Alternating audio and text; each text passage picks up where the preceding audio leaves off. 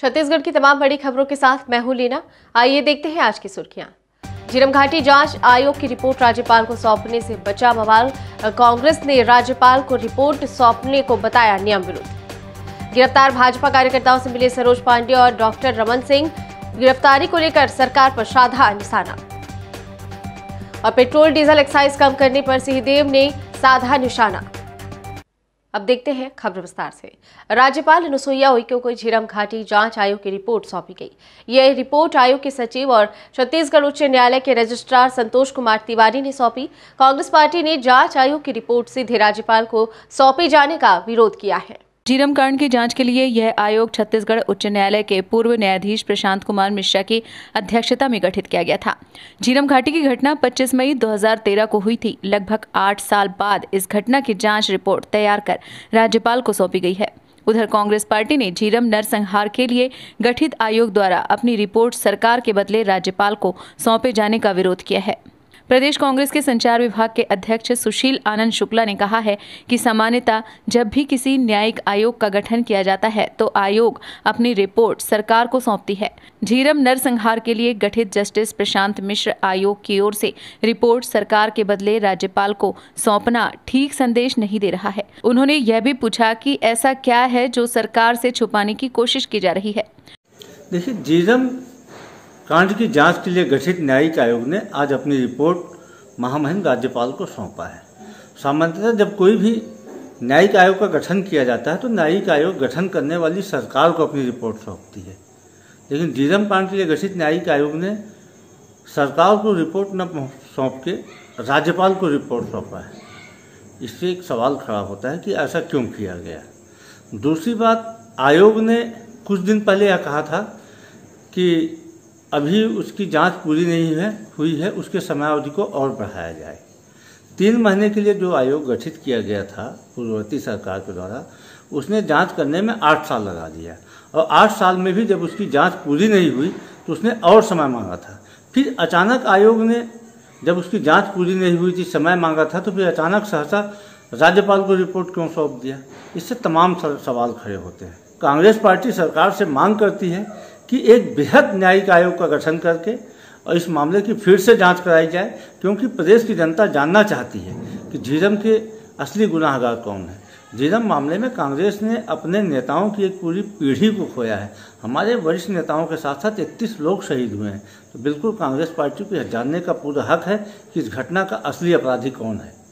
गौरतलब है कि बस्तर के झीरम घाटी में नक्सलियों ने तत्कालीन कांग्रेस विधायक नंद कुमार पटेल के काफिले पर हमला किया था, जिसमें नंद कुमार पटेल, महेंद्र कर्मा सहित कई अन्य लोग शहीद हो गए थे। वहीं इस घटना में पूर्व केंद्रीय मंत्री विद्याचरण शुक्ल गंभीर रूप से घायल हुए थे, जिनका बाद में इलाज के दौरान निधन हो गया था। राज्यसभा सांसद सरोज पांडे भाई दूज के अवसर पर कवर्धा मामले में गिरफ्तार भाजपा कार्यकर्ताओं से मिलने जेल पहुंची। इस मौके पर उन्होंने भाजपा से जुड़े लोगों की गिरफ्तारी को असंवैधानिक बताया। सरोज पांडे ने कवर्धा कांड के लिए आरोपी बनाए गए भाजयुमो के पूर्व प्रदेश अध्यक्ष विजय शर्मा, कैलाश चंद्रवंशी और सुखचैन यादव से मुलाकात की। राज्यसभा सांसद सरोज पांडे के साथ गिरफ्तार भाजपा कार्यकर्ता सुखचैन यादव की बहन नंदिनी यादव साथ थी। सांसद सरोज पांडे वॉकर के सहारे जेल पहुंची। यहां बंद भाजपा नेताओं से मिलने के बाद उन्होंने मीडिया से बात की।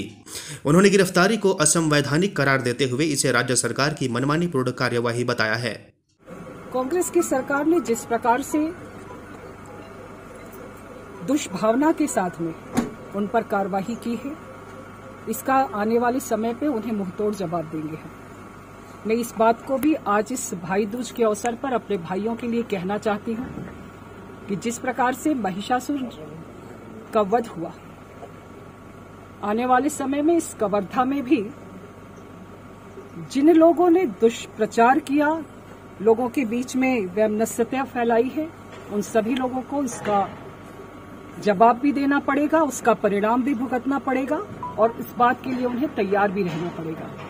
यहाँ की जो जनप्रतिनिधि है, उस जनप्रतिनिधि ने जिस प्रकार की हरकत की है, उनको इस बात की मैं इस जगह से मैं अपने सभी भाइयों की ये बहन उनको चुनौती देती है कि इस सीट से वो दोबारा चुनाव नहीं जीत पाएंगे। उधर पूर्व मुख्यमंत्री डॉक्टर रमन सिंह भी जेल में बंद भाजपा के प्रदेश मंत्री विजय शर्मा से मुलाकात करने पहुंचे।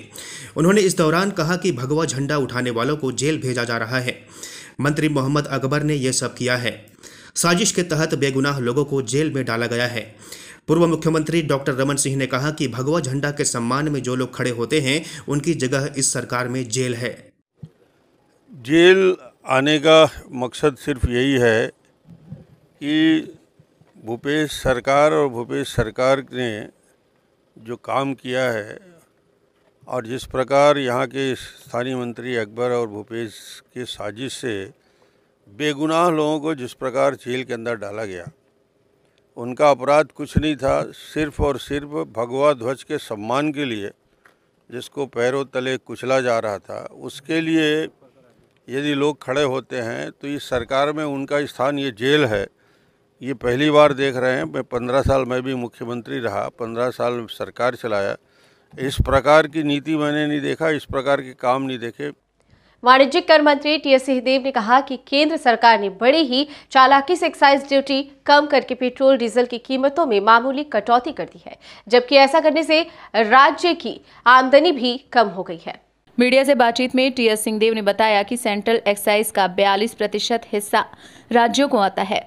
केंद्र सरकार ने इसके अलावा कई तरह से सेस लगा रखे हैं, जिसका हिस्सा राज्यों को नहीं मिलता। अब केंद्र ने राहत के नाम पर अपना हिस्सा नहीं घटाया, वह हिस्सा कम किया, जिससे राज्यों की आमदनी प्रभावित हो। कुछ कम, ऐसे तो कम हो ही गया है राज्य की आमदनी। जैसा मैंने बताया कि सेंट्रल एक्साइज उन्होंने जो कम किया तो हमारे राज्य की आमदनी को भी कम कर दिया।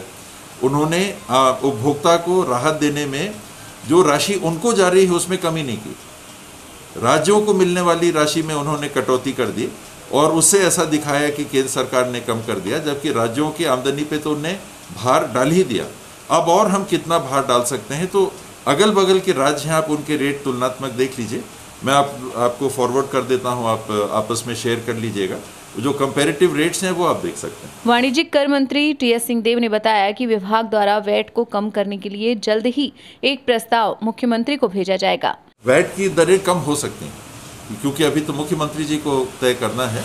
हम लोग प्रस्ताव भेजेंगे। अभी 25% फ्लैट रेट है और डीजल और पेट्रोल पे 1 रुपया 2 रुपया अतिरिक्त लगता है।